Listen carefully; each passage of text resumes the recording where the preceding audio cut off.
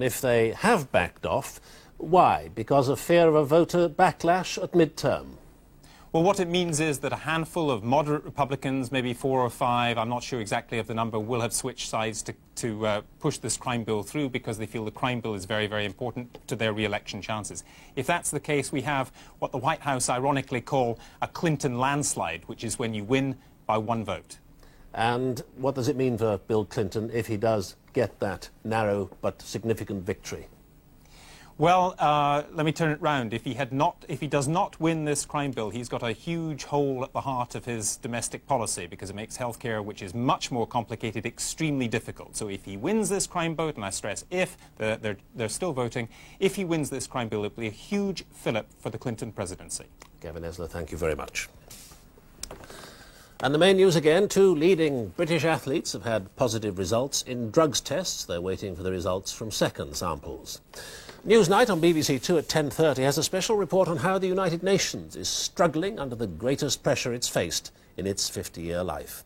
But from the 9 o'clock news, good night.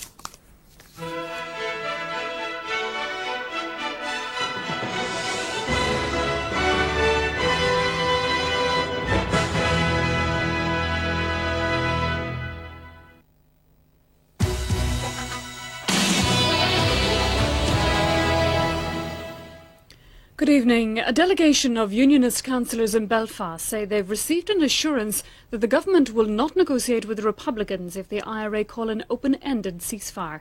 They say the promise came at a meeting with the Security Minister, Sir John Wheeler. Councillors Nelson McCausland, Jim Rogers and Fred Rogers spent an hour with Sir John Wheeler this afternoon. They came out saying they were told the government is only interested in a permanent cessation of violence.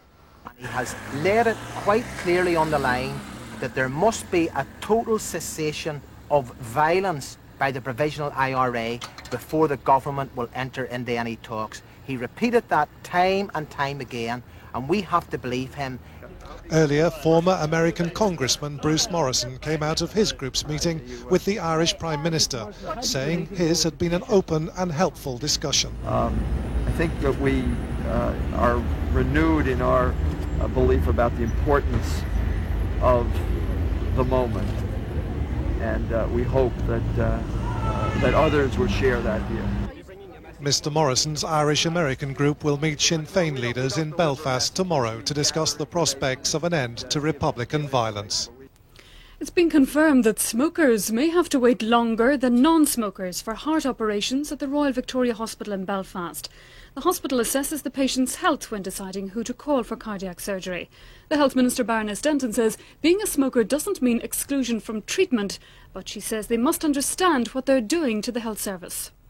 Anybody who smokes should realise that if they're creating their own illness, they're actually taking a service away from people who are less fortunate and are ill out of the blue, so to speak. And that's the local news so far this evening. A very good evening to you. The first of 3 films drawing an intimate portrait of the Hamar women of southwest Ethiopia is on BBC 2 now. Good evening. It's a bank holiday weekend for many of us coming up, but very wisely in Scotland it isn't. And I say wisely because you'll see from this chart the weather will not be that pleasant. Watch the depth of this low running through into the northern North Sea. It doesn't take a genius to know that it's going to be windy this weekend. With the direction it means it's going to be fairly cool.